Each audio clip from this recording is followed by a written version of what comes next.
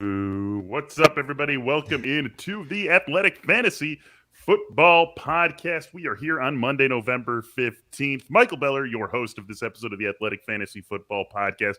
Going to take a look back at what we saw in Week 10. Winners, losers, takeaways. We'll have some waiver talk, so a lot to get to on this episode. Joining me, as always, every single Monday, Brandon Funston. Funston, what is going on, man? You ready to pour it out for the Seahawks? Yeah, I've already taken care of that. That got poured out yesterday afternoon. Yep, Seahawks, man, first shutout in Russell Wilson's career. Yeah, I don't know. Bring on 2022. Bring on 2022 and maybe a new quarterback in 2022 as well. Slow your roll, jeez. You're just saying. I'm just saying. Doomsday over there. Jeez. Just saying. It could definitely be a part of the equation here. Jake Seeley with us as well. Jake, how you doing? How was your Sunday? How'd your Sunday treat you? It was fun. No Giants to get mad about winning. As you noticed, I said mad about winning. So it was nice to just sit back and watch everything. Got plenty mad about fantasy, though. I thought Week 9 was the capper. Like, all right, this is the season that, because it's always 1 week. It's like we get one of those every single year. And then it's like, well, Week 10 looked to trumpet if possible. It was disgusting. There were some strange things for sure. I don't think it quite got to the level of Week 9, but it approached Go look at the wide receiver ones for the week. CeeDee Lamb was one of them. Right? And go look at the other Justin, 10. Justin Jefferson, I'm guessing, was probably in that mix with his 150-yard game or whatever he had. He had 150 yards, right, in like 9 catches. Kendrick Bourne was 4th, and then Brian Edwards 7, Renfro, Agnew, DeAndre Carter's 11, Jacoby Myers finally got his touchdown. Everybody finally got his touchdown. Yeah. There you go. Yeah. So, all right. So, Byron So it was a little strange at the wide receiver position, but I think still less strange overall than what we saw in Week 9. Jake was one of those guys, one of those wide receivers out of nowhere. Your winner, who won Week 10? Now, who won Week 10 is that I mentioned it on the other show. I'm going to say Jamie Eisenberg. I loved this tweet last night. The Monsters gave Patrick Mahomes his powers back. The Kansas City Chiefs won. They are back. Patrick Mahomes is back. We talked about it on this show. I talked about it on my other show. I said it multiple times last week. I've already said it today, but the real truth is Patrick Mahomes was confident and played more in the style of the game that they needed to play to what they need to do going forward. And that's not force it downfield to Kelsey and Hill every single play. Take what's open underneath. Trust his other receivers like Pringle, like Noah Gray, like Darrel Williams out of the backfield. And that's the biggest thing is go to Darrel Williams before he's your last ditch option. That's the thing. Is like because he would wait for Tyreek Hill and Travis Kelsey, and then I guess I'll throw to Darrel Williams. No, he just looked and found open people yesterday. The one that he did throw to Darrel Williams was a little contested in the end zone. Got away with it because he's Patrick Mahomes. That was the last ditch option, but on that play. And Meany brought this up too, is that I think he said like Hill or Hardman, somebody was open on that play too, and he still forced it. So that was him being him, but he got away with it because the rest of the game he was playing within their opportunities. So Patrick Mahomes, the Chiefs passing game, they're back. They're the winners from Week 10. Although I do kind of like Funston's. I don't know. I'll come back once you say yours, Funston. Okay, mine was Antonio Gibson, who we have poo-pooed often on this show for being even allowed to play with that shin injury. Apparently he's looking healthier. You look at the actual production, 24 carries for 60-some yards, and you're like 2.7 yards per carry? We're going to call that good? Well, you had to watch the game. I mean, he earned those yards. He was second among running backs in first downs gained. He was third among running backs on the week in missed tackles forced. He carried people into the end zone on his first touchdown in particular. They just needed him. I mean, in that kind of game, they needed to run clock, and Antonio Gibson, he was, he wasn't getting huge yardage, but he was getting enough to allow Washington to sit on that lead and win that football game. And to me, 24 carries and no one else got more than 5. Like, this is a kind of a effort and a win against a top team like this that endears yourself to the coach. I think going forward, and there's going to be some more tough games coming up if you look at Washington's schedule. But, I just think he's kind of cemented himself as the clear lead guy. Jarrett Patterson talk is going to go away, I think. And I think we're also weirdly enough, I think he's kind of maybe healthier now. I mean, that's just kind of – I don't think you can do what he did and not be healthy. I like what Phil said. Imagine how good it'd be if they gave him time to heal. And that's really what it comes down to is you've mentioned it. We talked about it a lot of times is that they needed 3+ weeks. He got 13 days. And so Meany and I made a list, as I do, and said, how many running backs would you take over Antonio Gibson rest of season? we got 20 plus. And none of the names were insane either. Like we're just where we started to hesitate was the backfield of the Broncos, Michael Carter. But there was other like easy names that we're just running through like easy. Yes. And that's my concern is like, I know you said that, Funston, but they did the same thing to Gibson earlier this year. There's like, he's not 100% and they still gave him 20 plus touches. So if I can get the hell away from him for a top 15 running back value, goodbye. If not, I'll hope he stays healthy. But again, the more workload, I would have preferred if he did yesterday on 16 touches or something like that. Yeah. Like I said, and the schedule is not. I was just quickly looking at Carolina next week. That's not going to be a walk in the park either. So the schedule will be definitely a headwind. But I just thought it was a workmanlike in kind of just a much needed effort in that game. And I don't know that an Antonio Gibson of 3-4 weeks ago would have been able to do that. I think the carries that he put up plus the 2 touchdowns definitely opens up that sell window as well. I think with how running back needy there are people in every single fantasy league, you're probably going to have an opportunity to sell out if you want to right now. On the flip side of this, Funston, who lost week 10. I can't help but look in my backyard in the Seattle Seahawks. I mean, Russell Wilson had never been shut out before in his NFL career. He didn't look good. I mean, I don't think this. I mean, Green Bay defense is a good defense, but like this was Russell, and this was his finger being taped, and you just you say he's one of the best deep ball throwers. His deep balls were off. I mean, Gerald Everett led the team in receiving. That says it all right there. It's not a good thing. It's not a good thing, and maybe the finger gets better, but I don't know. I don't know if it gets better right away, and I don't really like an Arizona defense against Seattle next week. I mean, that one doesn't get me excited either. As bad as Arizona looked yesterday, but normally Arizona's defense gives Seattle problems. So so I'm a little bit worried about Wilson going forward. I don't mind that at all. And somebody said, why so high on Tyler Lockett? And because I had Tyler Lockett inside like the top 20, 25 wide receivers. It's like, because Russ is back, and it's a decent matchup. Packers defense is all of a sudden playing great even without Alexander, which is just crazy because that's 2 weeks, actually 3 weeks in a row of good play versus some top tier quarterbacks, and whether or not Russell Wilson's 100%. But I'm with you. They're concerned. I still think there's better days to come. But first game back, everybody said Russell Wilson was coming back too fast. Everybody said that. So my loser is actually the fantasy community trying to have fun because Patriots games are back. If you thought we were finally going to be figuring this out, it is back to good luck every single week.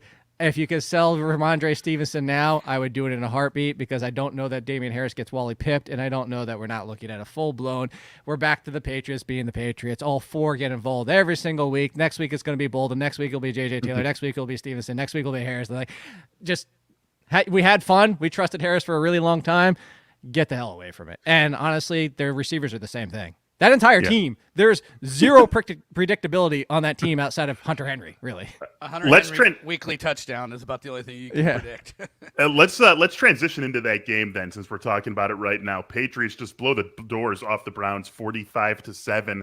I mean, we have to sort of assume that Damien Harris is coming back this week, right? Because it was taken down to a game time decision. But it's a short week, exactly. It's a Thursday night game, Patriots and Falcons. So, I mean, Jake, you just say if you can sell Rhamondre Stevenson, you're doing it now. But what if they hold Harris out another week? I mean, you would still want him. He's still an easy starter in a world where Harris isn't playing. Yeah, but that's even more of why I would sell him. Because you'll get more if Damien Harris is out, because people are going to see what just happened. And you might get some people giving you close to RB1 value if they're desperate or if they're needy. And if they're like, oh my God, and now it's Stevenson's backfield, thinking it's now Stevenson, and thinking it's like Harris is now going to get Wally pipped. And not only top of that is, here's where I always point out and say this is the scenario you could go down. Look at what just happened to James Conner. Now, Colt McCoy destroyed that offense, and Conner saved his day with a touchdown. Yeah. But I'm only bringing this up to say this. Let's say Conner didn't get his touchdown yesterday, and he comes out with like 60 yards. Everybody's like, oh my God, well, there goes Conner's sell-high window. It's gone. And it's probably still gone for smart people that saw that game and worried about whether or not Kyler comes back. But what I'm saying is, if Rhamondre Stevenson goes out there on his own with no Damien Harris and only puts up 60 yards because he only gets 12 touches and Brandon Bolden steals a touchdown, people are going, this is why I didn't want to get involved with the Patriots. There's only downside to not selling it. Like, yes, you could still get the Dearness Johnson type game, and yay, but I think what I'm saying is I don't think the purchase price is ever going to be higher than it is right now, especially if Damien Harris is out again this week. Yeah. I think that's definitely a fair point to make, and someone who would be an easy starter for sure in Week 11 if Damien Harris is out again. See, I would really think about that. Alex said, would you sell for Aaron Jones if you already have Dylan? And I would think about that because, again, we're going to have to wait and see what the news on Aaron Jones. If Aaron Jones is out for 5 weeks, no. But if Aaron Jones is only out like 2 weeks because it's a sprain, I think I would do that to get Aaron Jones. They've got a bye coming up, don't they? The Packers haven't had their bye, right? I want to say it's like a Week 12 or 13 bye for that Week team. 13. There you go. So, 11, 12, right? 13. Then I wouldn't take Aaron Jones because he that's misses 3 weeks. You get him basically a month off, and he only misses 2 games. Yeah, but at the same time, you're bringing him back for Week 14 fantasy playoffs coming up, and do you trust him in his first game back? And I'm talking about the Packers. I'm talking about this from the Packers standpoint. That they buy him a month off with only missing 2 games. Oh yeah. Yeah, I'm talking about from the But Packers you do that point of deal view. for Stevenson, as you said, because if Harris is back, then suddenly Stevenson's in that 8 Right. to 12 touch world, and then if you do it if you're kind of looking good for the playoffs and you just want to have yourself more solidified when you actually get to the postseason. Funston, are we done with Jarvis Landry? I guess so. I mean, we should have That's been so done with frustrating. Cleveland wide receivers a long, long time ago. And I don't know what you can say. I mean, I think the bigger question is, are we done with Baker Mayfield? Right? Like, Is Cleveland done with Baker Mayfield? yeah. I mean, that's. I mean, I still like Jarvis Landry, but it's just the worst environment ever for a wide receiver. So yeah, I mean, believe me, there's going to be all kinds of people I'm going to be more interested in playing than Jarvis Landry going forward. Yeah, I think that is absolutely true. I mean, some guys who we wrote off earlier in the season, just to give you a real world example. I've got a team, 3 wide receiver, 2 running back, 2 flex, in addition to a super flex, relatively deep starting lineups.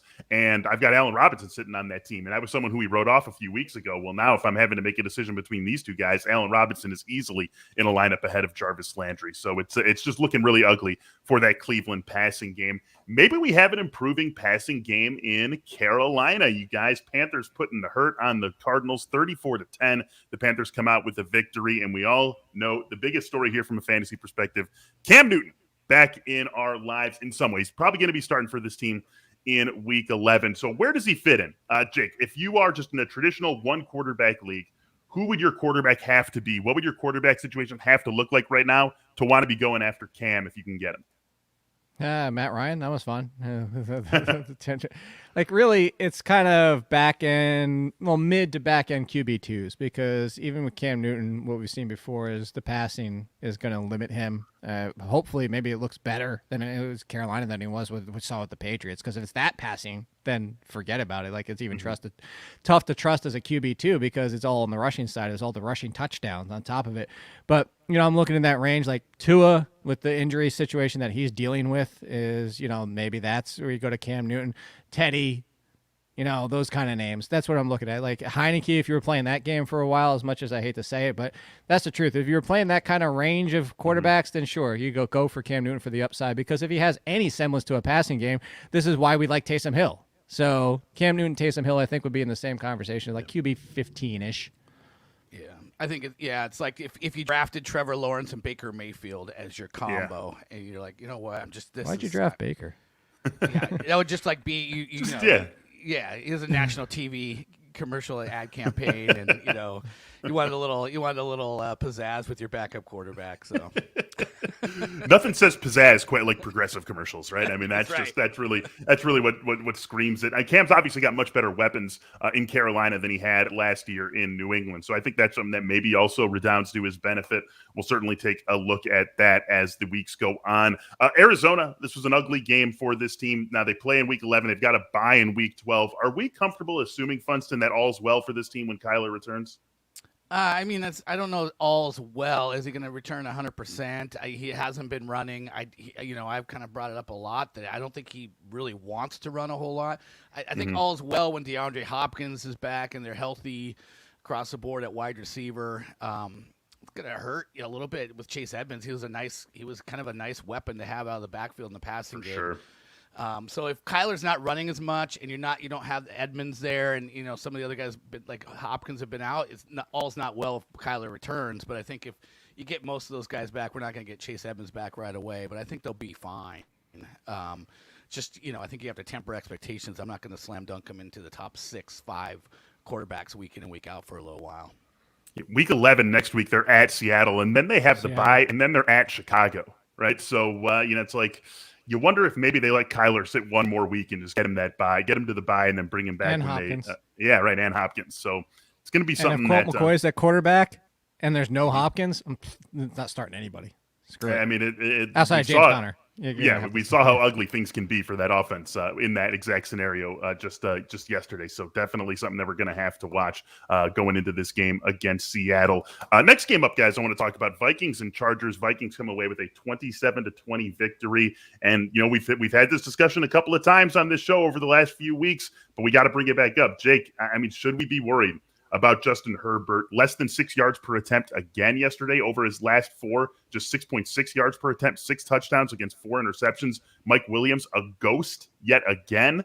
It feels like it might be time to start worrying about Justin Herbert as a locked-in week-in, week-out starter. It is, and it's something that I said about last year, and we talked about it this offseason. I said Justin Herbert towards the end of the year, the NFL started to figure him out a little bit, and then he adjusted. He made a little bit of adjustment right at the end of the season, too. And then walking into this year, made some huge adjustments. He was back to being Justin Herbert. It looks like the NFL is starting to get him a little bit. And I watched a good chunk of that game because I have a Vikings fan who's a close friend of mine. And I was watching a lot of it. And it's like he's going back to, I don't say it's the exact same thing that happened last year, but you're taking away certain aspects of his game, especially with Mike Williams. And maybe Mike Williams still isn't 100%, but you're forcing him to be more of, throw it a billion times over the middle of the field to Keenan Allen. You're taking away the outside ball, and you're taking away the outside ball as you're forcing some of the throws that he's comfortable making, and there's still throws there. And that's because I watched, like you said, 3 of the last 4 games. And honestly, it's all 4 games. In fantasy circles, he had the rushing touchdown that really propped this game. He didn't have a great game last week, right. last week. So if you're watching the games, the way that they're playing the perimeter and the outside, and I'm watching it similar to Patrick Mahomes in a different way. It's like we were talking about the cover 2, and I said this is why Patrick Mahomes is struggling, is they're taking away where Herbert's comfortable outside, and they're forcing him over the middle, and they're forcing him to continue to go over the middle, and until he gets more comfortable. So that's why I say I do have concerns about Justin Herbert, and it folds into the target volume and the opportunities for Mike Williams because it just goes hand in hand. So Keenan Allen's now in that auto start wide receiver 1 because of pure volume. Yeah, so it's going to be interesting. They get Pittsburgh at home this week, and Pittsburgh's defense has continued to be good this year. I think that you're considering, you might, if you haven't already, bench Justin Herbert depending on what your other quarterback option is. It's definitely in play, and then I think it's in play for Mike Williams too. Funston, is he still in the auto start group of wide receivers for you? Yeah, I don't know. I don't think he is. I think what we've seen, and I watched, I see Mike Williams show a glimmer each week, and then he'll have like a crossing route that just hits him in the hands and he drops it. And I said out loud, I said, "Oh, Mike Williams." When he had a drop, it's like, God, this is your momentum chance here. And he just dropped a kind of a big pass last week as I was watching it. Look, he basically has a drop every week, and I just wonder if Justin Herbert is starting to lose some confidence in him there. And I think right now something's going on. Whether we bring it up every week, maybe he's not healthy. Maybe and it's hard to see some of the nuances of defensive adjustments as well and what's going on there. But something's not right now, and they just can't get anything going. So, a matchup like this, considering Justin Herbert's struggling as well, I think they go hand in hand a little bit because, when Mike Williams was showing out, Justin Herbert was great, and I think they kind of need that to go together there. So if you're going to sit Justin Herbert this week, it probably means you're considering sitting Mike Williams as well. Not a lot to say about the other side of this game. The Vikings are going to Viking. This is what they do every week, right? They're 3-4 guys who do what they do. I just want to take this opportunity. Can we please do Justin Jefferson 10 targets every game? Can we please not have another stretch where he gets 9 targets across 2 games? Can we just get this guy? They said that going in. I mean, please, just do, because you see what happens. He gets the 11 targets yesterday. He catches 9 of them for 143, 145, and he just looks like the best player on the field. So, come on, guys. Let's just make this a thing. The rest of this, he's really freaking good. Chiefs Raiders. We talked a little bit. One of Jake's big winners of the week, the Chiefs offense. Someone who is going to be a big part of that, or was a big part of that yesterday, is Darrel Williams. And it looks like Clyde Edwards-Helaire likely going to be activated for this week. But I mean, Funston, Darrel Williams has to keep playing, doesn't he? Well, this is funny. Like, are we saying that Clyde Edwards-Helaire couldn't have done what Darrel Williams did? Is the question, or even done more? I mean, the Raiders play cover 3. They were protecting the deep ball. The flat was open. I would rather have Clyde Edwards with the ball in space than Darrel Williams. I'm not saying Darrel Williams is bad. I think there's probably some sort of platoon that has to happen now. But you got to have Clyde Edwards-Helaire out there. He's just another weapon that brings a different kind of dynamic than Darrel Williams does. Darrel Williams is a hard hat wearing dude, a good player. But I think you got to have a mix of both. Maybe not completely unlike what James Conner and Chase Edmonds were together. I think you can play them in concert in a similar kind of fashion. Except that, what if James Conner is actually Clyde Edwards-Helaire? That's the thing here. It's like, I don't know. Like, this was a split we saw at the beginning of the season where Darrel Williams was on the field for passing downs and Clyde Edwards-Helaire wasn't as much as we wanted him to be, and that's killing his value. And he's already not going to be the goal line running back. I'm less positive than you are. I'm legitimately concerned. This is a 60-40 split, and the 40 is not Darrel Williams. The 40 is Edwards-Helaire. Like, that's my concern. Like, Darrel Williams has shown enough. They liked Darrel Williams last year. They like Darrel Williams again this year. I'm just concerned that, even when I pulled it up while we were talking, 60% of the snaps for Edwards-Helaire on passing downs. He was 60. It wasn't even 70, 80%. Like, so that was before anything even happened. So I'm with you, Funston. I think talent-wise, if you looked at both on the field, you would say similar to like the Justin Jefferson thing, was just give Edwards-Helaire more opportunities. But how many times have we sat here and said like what we see and what we want to happen, and the coaches don't do what we want to happen? So I'm with you. I'm just legitimately concerned. Yeah, I guess my answer is probably it would be if you're saying 60-40 in favor of Williams, that's a little bit more than I was when I was going to go. I was saying basically it's going to be a straight platoon like we saw, but we've got to remember, I think Edwards-Helaire had like 3 100-yard games in his final 4 games before he went out. So he was starting to get on a roll. So maybe you're right, though. Maybe it's Edwards-Helaire just getting between the 20s or between the 10s carries. It's Darrel Williams at the goal line and in the passing game. And, it probably works out better for Darrel Williams. Yeah, it'll be. I'm very excited to see what this backfield looks like in Edwards-Helaire's first game back. And I agree with you, Funston. Edwards-Helaire definitely could have done what Darrel Williams did last night, but Darrel Williams did do it. And so I just feel like that's really what's going to have to keep him in the lineup, at least in the way he was. I would say as a floor in the way he was before Edwards-Helaire's injury. This was a fun stat I saw from our buddy, industry pal, and colleague, Scott Pianowski over at Yahoo. Josh Jacobs, I don't know if there's really anything to draw off of this, you guys, and some of it is like pretty logical, but this comes to us from Pianow. Josh Jacobs, in 16 career wins he's played in, he has 21 touchdowns. In 19 career losses, he has 3 touchdowns. Obviously, there's a little bit of chicken and egg there, just like there is with almost any rushing win versus loss stat. But is that anything you would consider, Jake, going forward if you see the Raiders as 7-point underdogs or something? No, because the Raiders, unless like the Chiefs last night, okay, yeah, the Chiefs, that's one. But most weeks, the Raiders are similar to trying to predict Patriots running backs. Okay, they should. You know what the Raiders, they're Jared Cook. Oh, boy. I was going to say Jared Cook. This is why I never did the Jared Cook thing, is because Jared Cook should show up in great matchups, and he doesn't, and he should not show up in bad matchups. You can never predict. That's what I was going to say is the Raiders. The Raiders are good enough that you never know if they're going to win when they shouldn't, but then they lose games that they shouldn't, and so that's what it is. It's like that. So yes, if you could tell me, beforehand, the Raiders are definitively winning, sure. But this week, I mean, let's be honest, Cincinnati, are they winning? Week, right? Are they losing? Like I don't know. Either way, yeah, I agree. Yeah. Exactly. That was my answer as well. Is I just think they're so Jekyll and Hyde. You just don't know what you're going to get. It's their box of chocolates too.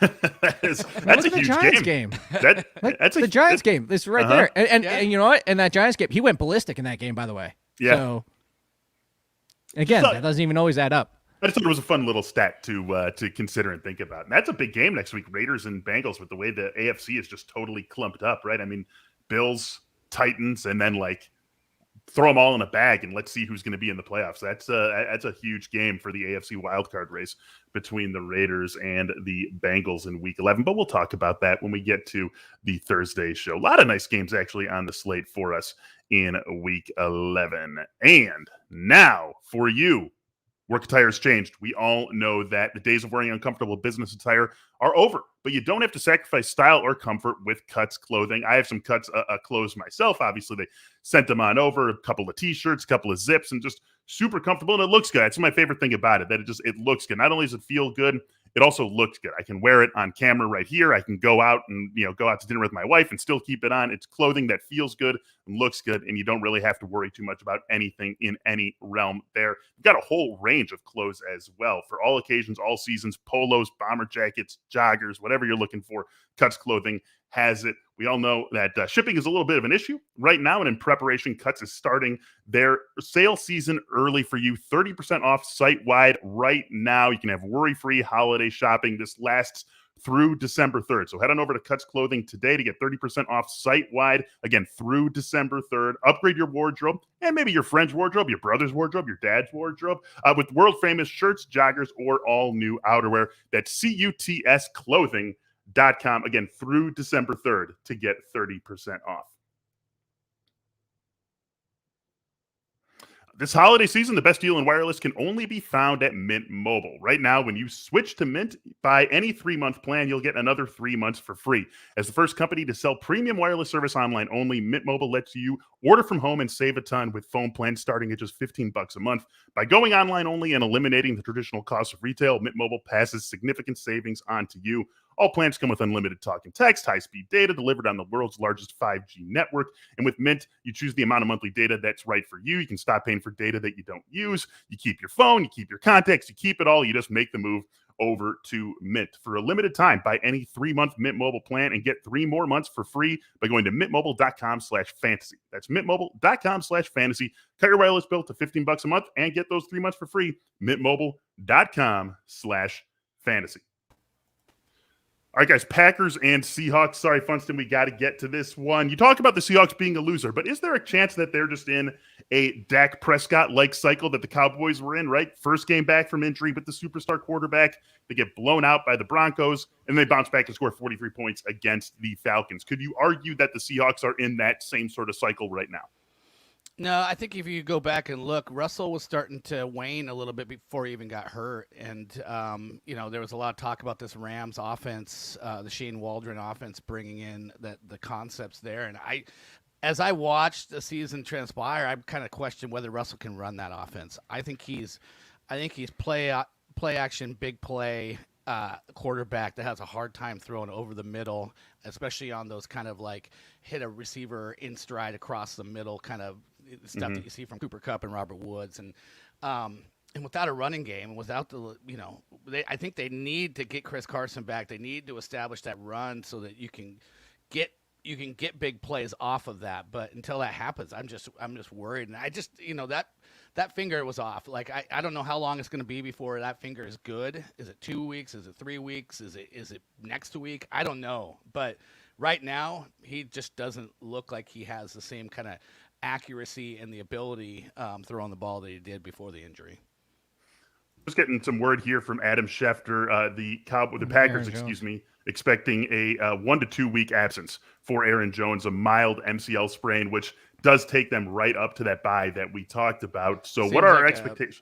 Seems like a 2 week sit, right? Like pretty easy, right? 2 week sit, get him to bye, and then he comes back. What are our expectations for A.J. Dillon, Jake, with Aaron Jones out for at least these next 1 to 2? RB1 conversation. It really comes down to it is, a lot of people coming out of college. I even said he's like a smaller version of Derrick Henry, but that's who he is, and somebody who's okay in the passing game, but doesn't get as much work just because of how he is and his style. But the Packers have given him more passing game work, like similar to what we kept saying, like just get Derrick Henry in space and give him the ball. Look what happens when you throw him on a screen pass, because good God, you don't want to stop Derrick Henry after he's got 4 steps going. But it's very similar to A.J. Dillon, and they were already doing that with the mix. Like, it wasn't just A.J. Dillon gets 7 carries every single week. He was already getting that mix. So with James Conner, even with Kyler Murray, I would take A.J. Dillon in the interim. Obviously, James Conner more long-term because he doesn't have the bye and Aaron Jones coming back. But as of right now, if you told me this week, no Dearness or no Nick Chubb, no, the James Conner, like I would have AJ Dillon over Dearness Johnson and James Conner. Like that, I would have him over Mark Ingram with no Alvin Kamara. That's a good AJ Dillon. AJ Dillon is going to be the clear workhorse bell cow. He's walking into like Najee Harris level type of touches so yeah, it does sound like, I will say this. I know we're 2 weeks out, but in case we have this show, if they do play Aaron Jones before their bye, the same thing that happened with David Montgomery, the same thing that happened. If a team brings back a running back early and the other running back is performing, that tells you what you need to know. The team is going back to that guy. So if Aaron Jones plays in 2 weeks, Aaron Jones is going to be back to being the starter. At least we'll get 1 week out of A.J. Dillon. And we all saw it, right, yesterday, what he At can minimum. do. Yeah, we all saw what he can do yesterday in that game against the Seahawks. A couple of touchdowns, the only touchdowns in that game, both coming from A.J. Dillon. So definitely expecting a workhorse role from him while Aaron Jones is out. Cowboys with a huge 43-3 win over the Falcons. Cowboys getting back to who they are. What's our interest level, you guys, in Michael Gallup? He's still about 50% available across the fantasy universe, so there's going to be some waiver claims made on him over these next 2 days. Jake, what's your interest level? If 1 is meh and 5 is, I'm going after him for sure in all my leagues, where does he sit? 2.5, meh. This is this is really was. So I said this with Meanies. Like if you just look at the box score and do the assumptions and checked in on the game here and there, you'd be like, oh, CeeDee Lamb is the one that's fine. Panic about Amari Cooper, panic about Dalton Schultz, panic like CeeDee Lamb was third. Amari Cooper ran the most routes. Dalton Schultz was second. So Amari Cooper led. So I'm buying low on Cooper, selling high on CeeDee Lamb, and not that interested in Michael Gallup because he's still third. It's like Van Jefferson before the situation with the Rams. Van Jefferson before everything happened, before the injuries and all the Beckham. Yes, he's going to have some weeks, but good luck predicting when the weeks are. And this is just what more it is the Cowboys are going to be frustrating going forward. The only two I really want are Lamb and Cooper, both. But I think they're both in that 15 to 20 range at wide receiver now. There you go. That was what I wanted to ask you guys about after that game. 94 yards, a pair of touchdowns. He did miss some time with that arm injury that obviously wasn't serious. And by he, I'm talking about CeeDee Lamb. But that's where you're at for him on the rest of the season, Jake, wide receiver 15. Yeah, I would still take Lamb over Cooper. I'd probably put but that's the thing is like Lamb before Gallup coming back and everything, you would say Lamb was like wide receiver 10. I think that's where he was in my ranks this week, was right around 10, and Cooper was like 16, 17. Now I'd say Lamb is like 15, Cooper's 20 to 22-ish, somewhere right there. So it's still those two, and I don't want to screw around the rest, but it's a little bit lower. It's a little bit more of a mix bag every single week than it was kind of like the Bengals, honestly. Yeah. Man, I would be higher on Lamb. It's not because I disagree with you, Jake. It's just that, like, have you done the exercise of ranking the wide receivers? The top wide receivers have been very unreliable this year. It's like, this has been the worst year. People talk about zero RB is such the great way to go, and it's been such a good year. But like the receivers that you would have bought in the draft, eschewing the running backs, just haven't been that reliable. It hasn't been a big bang for your buck to go away from those top level running backs that that you're supposed to avoid early on, because those are the guys that have been bankable, and the bankable wide receivers haven't been that bankable. Yeah, right. Yeah, but I would take both. I would take both Bucks. I would still take. I would rather have CeeDee. You'd rather have Chris Godwin. Yeah, you'd rather have Godwin than Lamb, Jake. Yeah, is Antonio Brown coming back? I don't know. I'm not their team doctor. I'm assuming he is. If we don't know, when did this become a season-ending injury? It seems like every it's week just like Gronkowski. Every week we keep getting like, oh, he might come back. He might come back. He might come back. Look, if Brown isn't back, like Kupp, I'm still Adams, taking Lamb. Hill, Jefferson, Chase, Diggs, AJ Brown, even off the stinker, I'm still taking AJ Brown. I wouldn't. Are you taking? You wouldn't take AJ Brown over CeeDee No. Lamb? All right, there you go. AJ Brown versus Lamb the rest of the season. Like AJ Brown is a screaming neon light that I'm the only guy that can make a play in this Tennessee offense. Like, how hard is that? Okay, I just said that. For Marcus Johnson write it down, after Beller. yesterday. Brown versus Lamb rest of the AJ season. Brown. Yeah. All right, I got it. I am 100% with Funston on that. That's 100%. fine. Give me Lamb.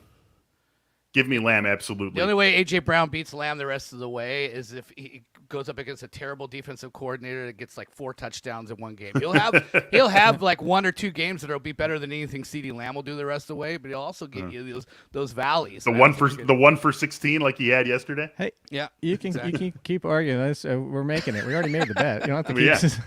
All right, yeah, we got it. We got to move on. So let's do some more rest of season ranking. I'm going to jump past Atlanta because who cares? Whatever. Kyle Pitts, Cordero Patterson, you're starting. Go pick up Wayne Gallman.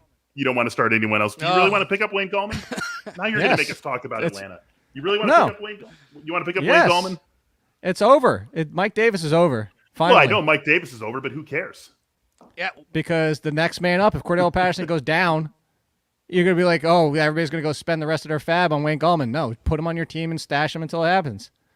All right, Wayne Gallman, go get him. Can we talk about a different game now? Colts and Jaguars. Let's do some more rest of season ranking.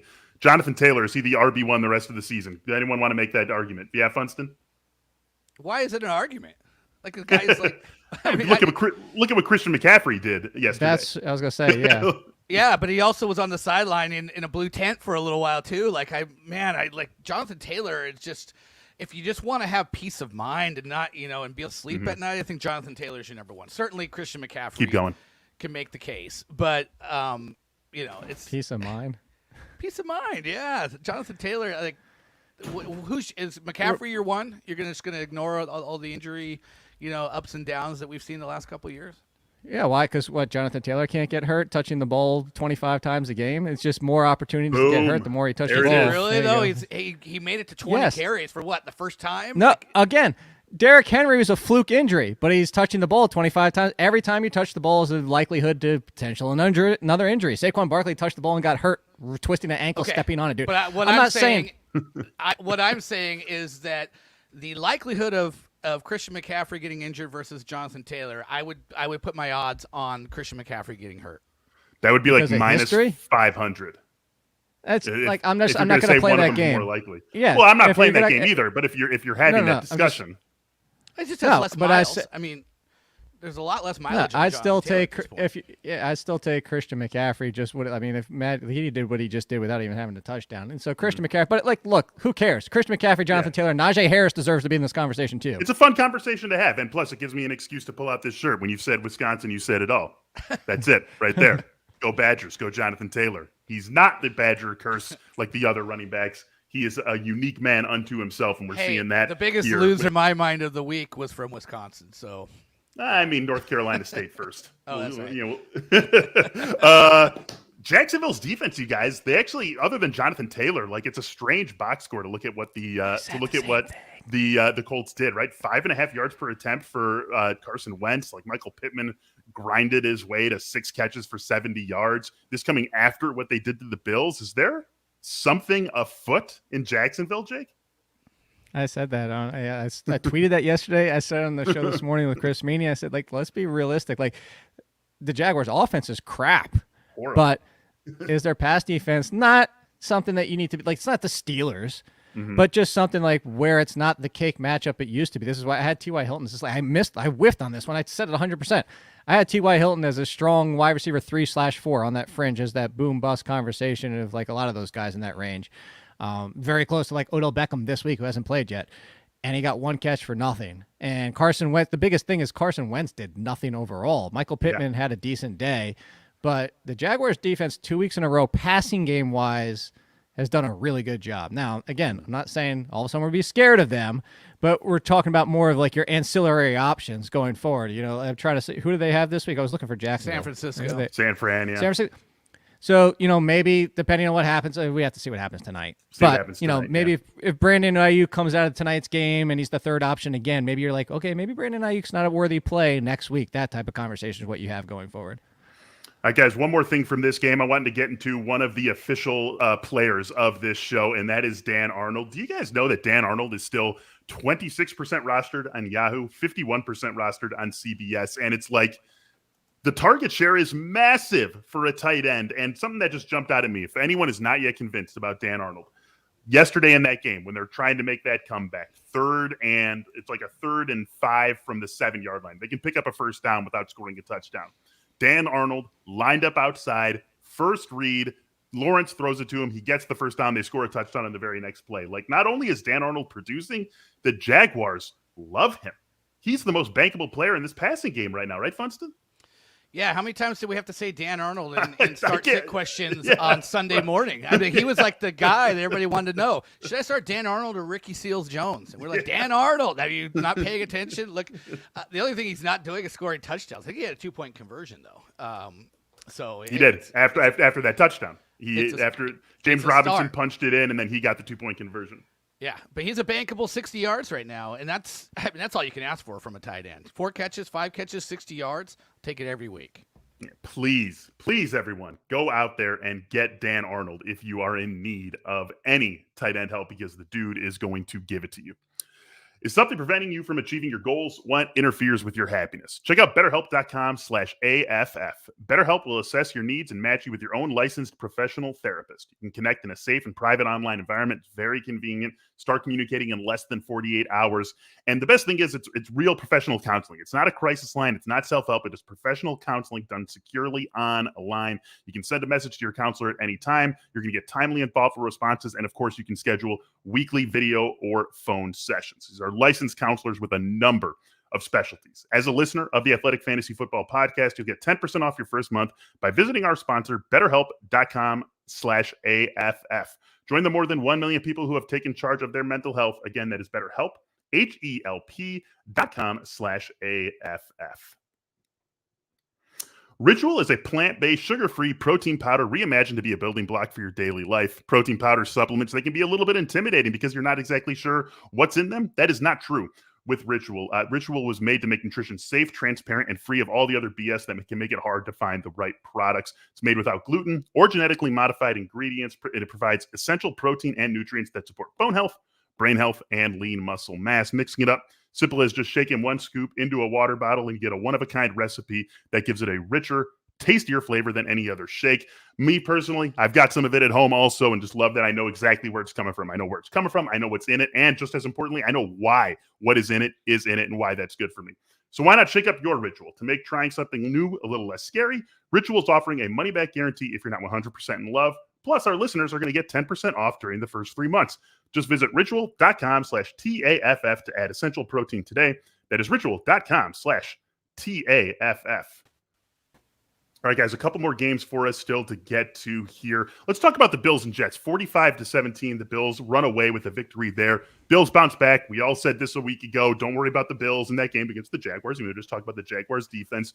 That's an offense that's going to bounce back. So we feel good about that. I want to look at the Jets for 1 second here because Corey Davis comes back in this game after missing a couple of games with injury, goes north of 90 yards. Elijah Moore, a garbage time touchdown, and we're excited about the growth that we've seen from him. Does that make Jamison Crowder irrelevant, Jake? It just makes Jamison Crowder irrelevant because anybody not named Corey Davis, like even Corey Davis is borderline trustable in this offense. So, I expect Zach Wilson to be back after the Mike White situation and Zach Wilson being healthy. And we've seen what Zach Wilson does to this offense. So Michael Carter, Corey Davis is a wide receiver 3 because of volume. And then it just comes down to you don't want anything else in this offense. There's not a 3rd, 4th, 5th option because the offense is as miserable as it is. That's as simple as it gets. It has nothing to do with like Crowder versus Elijah Moore or anything like that. And did Corey Davis get a touchdown taken away because of an offensive PI? Was that? Did I imagine that? Did you guys see that? I did not see that. He lost a fumble. I know that happened. Enough of that game yet? Yeah. Yeah, no, I think as good as his day was, there was more there, I'm pretty sure. But anyways, yeah, I don't have much to add to what Jake said. Michael Carter, again, Yeah, just getting grinding out 80 yards from scrimmage and a touchdown. But the nice thing here was 16 carries and nobody else was even close. I think the next highest guy was like 4. We're starting to see that really evolve into a full-on. No, but Ty Johnson, another serviceable RB3 day. Yeah, another serviceable J.D. McKissick style of game for Ty Johnson. Yeah. On the other side, we had 4 different people scored rushing touchdowns for the Bills, right, in that game. And it's never going to happen. Can they just play Devin Singletary? Can they just why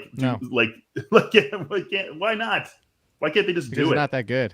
Isn't he better than Zach Moss? No, because they're all this different skill sets. They're all mediocre, and now we're talking about Matt Breida and his 2 touchdowns on 4 touches. Well, he had 2 touches. I think he had 2 or 3 touches after that, but the 4 touches and 2 touchdowns. This is just what Pat Mayo has always said. The only running back I want in the Bills' backfield is Josh Allen. That's really, and he didn't really do anything yesterday. Look at running. I'm counting it up. 17 running back total carries in a 45-17 blowout against a team that's been like Bills. run on the most of anybody. Yeah. So that is the Bills for you. Steph Diggs, exclamation point. Finally got the big game we were hoping for from him. Titans grinding out another win, you guys, without Derrick Henry, 23-21 over the Saints. And how about all that money that was dropped on Adrian Peterson and Jeremy McNichols? Deontay Foreman looked like the best back for the Titans yesterday. Is this just cut city for Peterson and McNichols, Jake? No, this is another Patriots games. Because you know what happened was Adrian Peterson kept coming in at the goal line too, despite the fact that Deontay Foreman was looking better and getting touches, and everybody's like, "Oh, Foreman's the guy." Is he? McNichols still got passing down work. Adrian Peterson still got goal line carries and inside the 5. So it's just stay the hell away. And if you're desperate, maybe you hope that Foreman rips off one and gets the touchdown himself before they get inside the 10.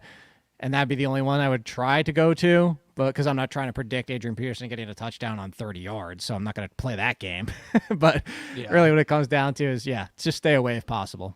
Are you worried at all about A.J. Brown? Either of you guys want to say that? 1 for 16 yesterday? Not at all.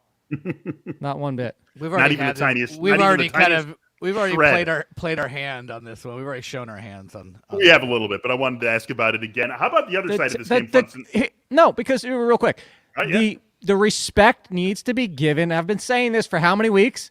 The respect needs to be given to the Saints defense, period. Their run and pass defense is really good, and their pass defense is one of the most concerned. This is bench people against the Saints. This is Marshawn Lattimore has turned back into the Lattimore from 2 years ago. This is the Saints defense is a concerning defense. And if you look who the Saints have this week, I know you're probably looking at Philadelphia. I don't know where to start DeVonta Smith against them. That's what it's coming down to. They have Houston this week, but then they have New England, So what do we always say? Bill Belichick knows how to erase the team's top guy. Look, I trust Bill Belichick to keep A.J. Brown in check. I don't know about Houston, though. We'll see. Yeah. That could be a little bit different. Mark Ingram came from Houston. Does he matter, Funston, when Alvin Kamara returns after the game we saw from him last night? The Saints are interesting because are they going to continue to go in the more traditional Trevor Siemian sense, or are they going to take the losses? Siemian played well. He played okay. I mean, I think he has a limited ceiling. And do you want to just shake it up and try Taysom Hill as a full-time guy and see, if you can change things up a little bit? So I don't know. I mean, I guess you're keeping Ingram, just like Jake said, go pick up Wayne Gallman. Like, you're better playing this game with Mark Ingram than you are with Wayne Gallman. But I think you could use Ingram as an RB3 some weeks. Yeah, I'm just saying the same rules apply here. He's insurance. And so you're backtracking, Beller? You laughed at me on Thursday when I said Siemian was better for the passing game. Oh yeah, I did. I might be wrong. What can I say? I like auto fade anyone who comes from Northwestern's offense, and that's Trevor Siemian. Is that what it is? I don't know. I like Siemian, Tyler Heineke. They're kind of the same. Like they're not big arm guys. They accuracy can sometimes be a little bit issue, but they're spunky and they're they got grit. And they get credit for that. But those aren't real tangible things. So yeah. Well, I think Sean Payton's not going to, if they keep losing, he's not going to stay the course. Hey, Taylor Heineke being frisky can maybe lead us right into our next topic, which is what the hell was that from the Tampa Bay Buccaneers? Are we putting them, is Week 10 Bucks, Jake, in the same bucket as Week 9 Cowboys and Week 9 Bills? Just wash your hands of it and move on and expect this offense to bounce back, or are you worried at all? Just dump the film, throw it away, move on to the next week. It'll bounce back. Tom Brady throwing 2 interceptions early in that game, and I don't think all of a sudden the Washington defense is back or anything like that. They also lost Chase Young, which is going to be a huge part of anything happening on that defense. But move on, nothing to worry about. And we already talked about Gibson ad nauseum on this team. So yeah, Gibson was the other topic we had discussed in this, but as we hit on the top of the show, so we can move right on to the Eagles and the Broncos. And Jake, you just said DeVonta Smith, someone who you would sit against the Saints in Week 11. Maybe. Is this maybe sit? Depends on what you've got, but is this a good opportunity to sell high on DeVonta Smith? 2 touchdowns on 6 targets. I mean, we love DeVonta Smith, love the talent, love the player, love what we saw from the Eagles offense yesterday, but it just still feels like the volume isn't going to be there for him in the way that we want it to be, that we would be feeling very comfortable about him as a week in, week out starter. Yeah, exactly. Yeah, and that's why I said he's Deshaun Jackson, before, like the older Deshaun Jackson, like well, Eagles not older, Deshaun. past years, like past years Deshaun Jackson. I don't even know if he's Eagles Deshaun Jackson. I think he's like somewhere in between Eagles and Buccaneers Deshaun Jackson. He's not quite Eagles. Like remember, Eagles Deshaun Jackson was. Well, he's going to be Eagles Deshaun eventually. Yes, he will be. But yeah, at Eagles Deshaun Jackson was only like 4 or 5 bad games. This is probably half and half for DeVonta Smith. So it just really comes down to like he can do it any given game. But the thing is 3 catches is at like 5 targets. Like it's just going to have to happen in a big play, and that's really what it comes down to. So would you try? Is this an opportunity to sell high? Do you think that's a realistic? Sure, absolutely. Because absolutely, people are going to be willing to, just like they were earlier a couple weeks ago when you had that 2 or 3 game stretch and people were paying top 20 wide receiver value for him. Absolutely. Yeah. We saw big games, Funston, again from Jordan Howard and Boston Scott, both of them going over 80 rushing yards. Boston Scott over 100 yards from scrimmage. Is Miles Sanders going to come back and ruin, I don't know if party's the right word, but like ruin what has been a bit of a party for these Eagles backs? I don't know, maybe ruins Boston Scott a bit. I think the thing here is that the Eagles have found their recipe for success, which is run heavy. 40 rushes in that game against Denver, and I think this is working for them. They're run blocking well. You run well with the threat of Jalen Hurts being able to run the RPO, and Hurts can make when he does throw. I actually thought he looked pretty good, and made some nice throws. And Quez Watkins missed an easy touchdown on one, but like I think Miles Sanders just joins a team now that is all about running the football, and so he's going to hurt somebody. I think Jordan Howard has to stay though. He's looking good, and I think he's going to continue to be the guy at the goal line as well. So I think his role is secure. Maybe it hurts Boston Scott, although Boston Scott's look good as well. Yeah, finding the motivation to run the football, definitely something that was hard for Nick Sirianni, but he finally has done it. Finding the motivation to work out and eat healthy, that can be a struggle as well. MyFitnessPal can be that for you. It can help you change that by teaching you about your nutrition and fitness habits and helping you create new ones that actually stick. This is not a rigid diet plan. Instead, you gradually learn from personalized data what works for you. If your version of healthy looks different from someone else's, it's totally fine. That's the point of it. The whole point is helping you find the best path to your goals. Even better, a MyFitnessPal premium membership where you'll get custom tools and expert guidance to help you reach your personal health goals in any way that you want. I actually have one of these, and I've been using it to find good workout plans, and it's really cool. You got a bunch of different workout plans, cardio, weightlifting. There's just a bunch of different ones that will track for you automatically in a log that is right there in the app. It's a really, really handy tool to use, and you know that you're getting it from professional personal trainers. This is not just something you're doing yourself or you're researching yourself online. You're getting these laid out for you from personal trainers who are pros in the field. MyFitnessPal does way more than just count calories. You're going to get the support you need to meet your health goals, to unlock all the amazing things MyFitnessPal can do for you, and start your premium membership today. Go to fantasy.myfitnesspal.com. Use the code FANTASY to get a 3-month premium membership for free. That's fantasy.myfitnesspal.com. Code FANTASY for a free 3-month premium membership. Again, fantasy.myfitnesspal.com. All right, guys, just a couple more games I want us to talk about here. Let's get to the first one. Way back on Thursday night, Dolphins and Ravens. Dolphins pulling off a big upset with another solid performance from Tua Tagovailoa, coming in after Jacoby Brissett got hurt. And Tua looked good in this game, you guys. Next few games for the Dolphins look like this: at Jets, home for the Panthers, home for the Giants. So maybe not the easiest defense schedule, but where does Tua sit for you, Jake, going forward here after another pretty strong game? I'm Tua fan, but still in that mid QB2 range. It just really comes down to any given game. He's remarkably inconsistent, predictable-wise, just like I was talking about with the Raiders before, including, talk about it, and I'm going to throw him into the conversation, even though I know that's not who you're asking about, but Myles Gaskin, too. I mean, Myles Gaskin went belly up in a game where, whether it was volume or the game script, which is exactly how the game script went, like, no matter what, like, Gaskin's just, they're more Jared Cook guys. Like, you're supposed to do it, and you can't even do it then. So, Tua's fine as that mid QB2, but also just, he's unpredictable. He can put up 180 in one as he is likely to put up 250 in two and get some running yards. I think also really quickly, This offensive line's not good. Myles Gaskin, we like him, but he was, a 7th rounder? He should be somebody's third down back. Your go-to guy is Jalen Waddle, who should be a really good complementary receiver to a go-to kind of wide receiver. You just don't have a good team. You just don't have a good offensive environment. So Tua's got a cap on his ceiling because there's just, not a whole lot around him. I'm just going to throw this out there for people who are going through waivers today. If he's available, another quietly solid game for Rashod Bateman. 6 catches, 8 targets, and 80 yards. He's had 6 targets in all 4 games that he's played. He's at 80+ in 2 of the 4 that he's played. So he's clearly got a big role in this Ravens offense. One more game to talk about, you guys. It was the ideal Lions and Steelers game, 16-16, an ugly tie, an ugly overtime. Just a game that really, truly no one deserved to win. And I want to ask you guys about the tight ends because I think there's reason for concern for both of these tight ends. First, Jake, what are we doing with Hockenson right now? This was the concern heading into the year, was if you're the only option and teams take you away. It's not Travis Kelce where you have a Tyreek Hill. It's not Dallas Goedert where you have other options. Darren Waller, other options. Mark Andrews, other options. You just stopped TJ Hockenson. And the biggest part about the concern is also who is the quarterback. It's Jared freaking Goff. Jared Goff, who in almost 5 quarters and 100 passing yards. Seriously? Almost 5 quarters.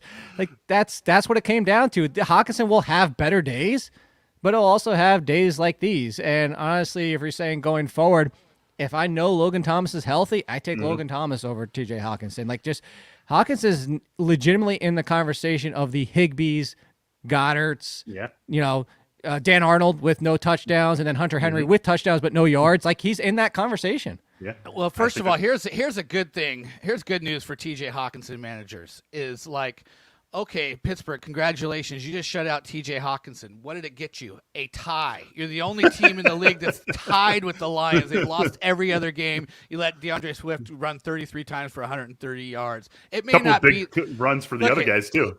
Going into the bye, Hockenson was getting double-digit targets, was getting a bunch of catches, and they were still losing. And that's probably what needs, defenses. I don't think they should be focused on a tight end like TJ Hockenson beat you underneath over and over again, being the way that is going to hurt you against the Lions. So maybe they'll revert back because that wasn't a win in my mind for the Steelers defense.